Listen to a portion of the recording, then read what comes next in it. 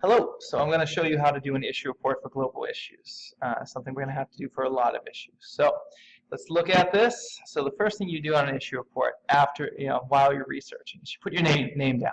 And then you got to put the topic. The topic's always in the form of a question, as you can see right here. Now, your issue report is in the form of a question, so now you have to answer it. That usually means two sides. So there's going to be a yes section, which you see right here, and if you scroll down, a no section. So all those are reasons for yes and no. Now, how many reasons or arguments do you need to answer your question? If you're level 2, 16. If you're level 3, 12. Level 4, 8. That's how many total ideas you need.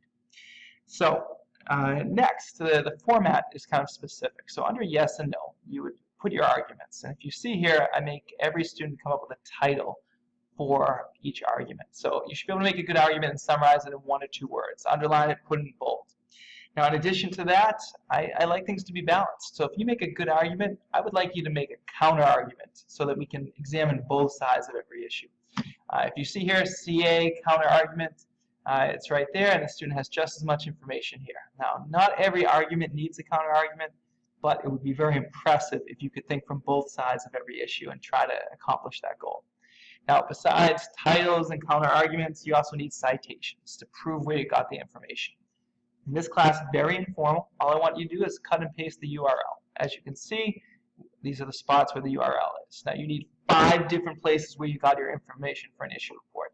At least 5 different places. And you just put the citations at the end of each point.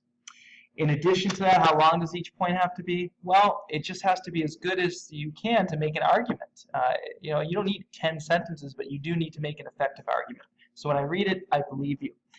Too short, usually you fall short of that goal. And besides that, I don't know. It should be that's about it, I guess, that you need to know for the issue reports.